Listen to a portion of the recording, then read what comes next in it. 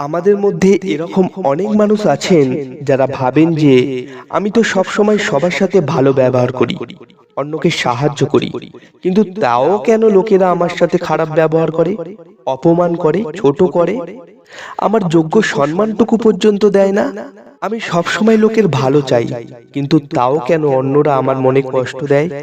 শুধু তাই নয়, আমরা অনেক সময় কোনো ভালো কাজ করলে বা নতুন কিছু করার চেষ্টা করলে সেটা নিয়ে হাসাহাসি করে, ব্যঙ্গ বিদ্রূপ করতে শুরু করে। অনেক সময় নিজের কাছের লোকেরা পর্যন্ত সেটা নিয়ে মজা করে।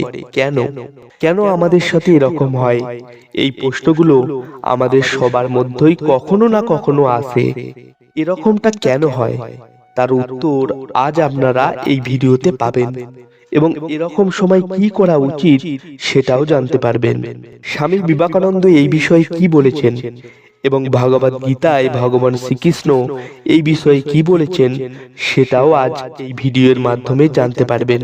তাহলে চলুন জেনে নেওয়া যাক এর পেছনের আসল কারণ কি।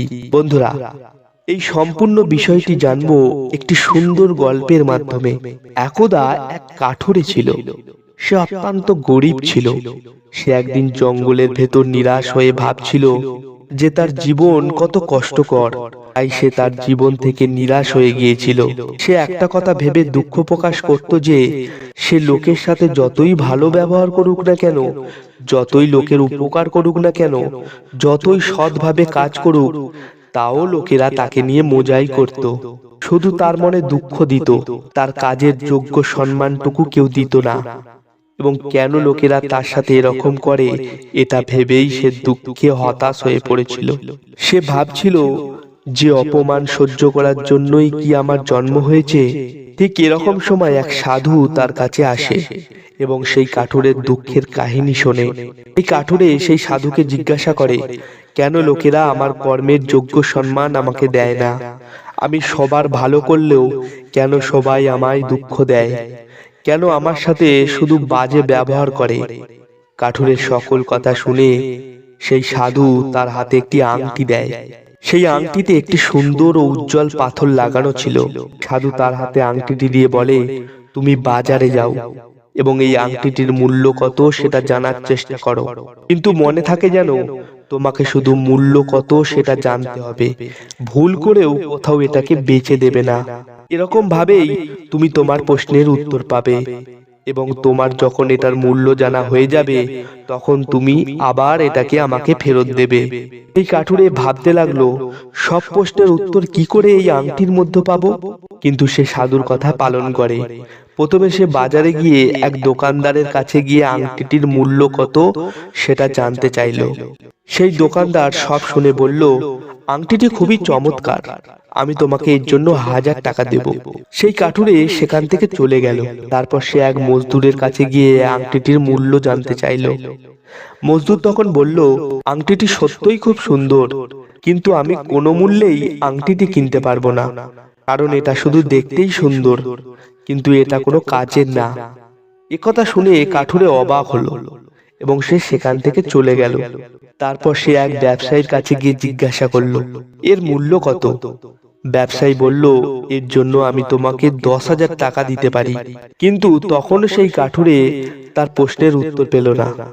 তারপর সে এক সোনার দোকানে গিয়ে স্বর্ণকারের কাছে এর মূল্য জানতে চাইল। সেই স্বর্ণকার পরীক্ষা করে বলল, এটি অত্যন্ত দামি হীরের আংটি, আমি তোমাকে এর জন্য 1,00,000 টাকা পর্যন্ত দিতে পারি। কিন্তু এখনো কাঠুরের প্রশ্নের সমাধান হওয়ার বদলে তার মনে প্রশ্ন আরো বেড়ে গেল। সে এবার শহরের সবচেয়ে বড় স্বর্ণকারের দোকানে গিয়ে স্বর্ণকারকে জিজ্ঞাসা করলো, এই আংটিটির আসল মূল্য কত? স্বর্ণকার কিছুক্ষণ আংটি দেখার পর বলল, এটা তো দুনিয়ার সবচেয়ে মূল্যবান হীরের মধ্যে একটি, এর দাম তো অত্যন্ত বেশি, আমি আমার সকল সম্পত্তি বেচে দিলেও এটাকে কিনতে পারবো না। কাঠুরে এবার সাধুর কাছে ফিরে গেল এবং সব ঘটনা খুলে বলল। সাধু তারপর বলল, তোমার সাথেও ঠিক এরকমটাই হচ্ছে। প্রত্যেকটি মানুষ আংটির মতো তোমার মূল্য সে নিজের মতো করে তৈরি করেছে। যে মানুষ যেরকম, সেই মানুষ তোমাকে ঠিক সেই রকম করে দেখছে। যে ব্যক্তি তোমাকে মূর্খ বলছে, সেই ব্যক্তি নিজেও সেই রকম। চোরের কাছে সমগ্র দুনিয়াই চোর বলে মনে হয়, সাধুর কাছে সমগ্র দুনিয়া সৎ বলে মনে হয়, কারণ সে সবকিছুর মধ্যেই ঈশ্বরকে খুঁজে পায়। একটা কথা মাথায় রাখবে, কুকুর তুলসী গাছে যতই প্রসাব করুক, তুলসী গাছের মাহাত্ম্য কখনো কমে যায় না। তাই এই দুনিয়ার কোনো মানুষ অন্য মানুষের মূল্য কখনো ঠিক করতে পারে না। একমাত্র তুমি নিজেই নিজের মূল্য নির্ধারণ করতে পারো। তুমি নিজেকে যেরকম ভাববে তুমি ঠিক সেরকমটাই হয়ে যাবে। আর যে নিজের সম্মান করে, দুনিয়া তারই সম্মান করে। স্বামী বিবেকানন্দ বলেছেন, মানুষ নিজে যেমন, নিজের চিন্তা ভাবনা যেমন, অন্যকেও সে সেরকম ভাবেই দেখে। তাই কারো কোনো কথায় কান না দিয়ে নিজের কাজ করে যাও। তুমি নিজেকে যা ভাববে তাই হয়ে যাবে। যদি তুমি নিজেকে বলো বলবান, তুমি বলবান হবে। আর যদি তুমি দুর্বল ভাবো, তাহলে দুর্বল হয়ে যাবে। লোকের কথায় কান না দিয়ে নিজের কর্ম করে যাও। ভগবান শ্রীকৃষ্ণ গীতায় বলেছেন, সঠিক কর্ম সেটা নয় যার ফলাফল সর্বদা সঠিক হয়, তবে সঠিক কর্ম হলো সেটা যার উদ্দেশ্য কখনো ভুল নয়। তোমার কেবল তোমার কর্ম করার উপরে অধিকার আছে, কিন্তু কর্মের ফলে তুমি অধিকারী নও। না তুমি নিজেকে তোমার কর্মের ফলের কারণ মনে করো, না কখনো কর্ম না করার প্রতি আসক্তি হও। মানুষ নয়, তার কাজ ভালো বা মন্দ হয়, আর মানুষের কর্ম অনুযায়ী সে তার ফল পায়। জীবনে কখনো কারো সঙ্গে তুলনা করবে না। তুমি যেমনই হও, তুমিই সর্বশ্রেষ্ঠ। নিজেকে কখনো দুর্বল মনে করো না। পড়ে গেলে ওঠার চেষ্টা করো, লড়াই করো, পূর্ণ নিষ্ঠার সাথে তোমার দায়িত্ব পালন করো। বাকি সব আমার ওপর ছেড়ে দাও। প্রতিদিন ভালো নাও যেতে পারে, কিন্তু প্রতিদিনের মধ্যে অবশ্যই ভালো কিছু থাকে। ধৈর্য ধরো। জীবনে কখনো কখনো ভালো ফল পেতে তোমাকে সবচেয়ে খারাপ সময়ের মধ্য দিয়ে যেতে হবে। কান্না থামাও, নিজেই নিজের সমস্যার সাথে লড়াই করতে শেখো। কারণ যারা সঙ্গ দেয় তারা শ্মশান পর্যন্তই সঙ্গ দিতে পারে, তারপরে নয়।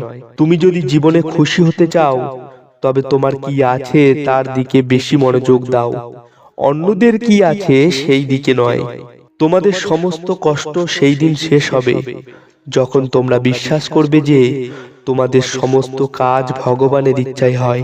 আজ এই পর্যন্তই। ভিডিওটি কেমন লাগলো অবশ্যই কমেন্ট করে জানাবেন, এবং এই চ্যানেলে নতুন হলে চ্যানেলটি সাবস্ক্রাইব করে বেল আইকন প্রেস করে রাখবেন। হরে কৃষ্ণ।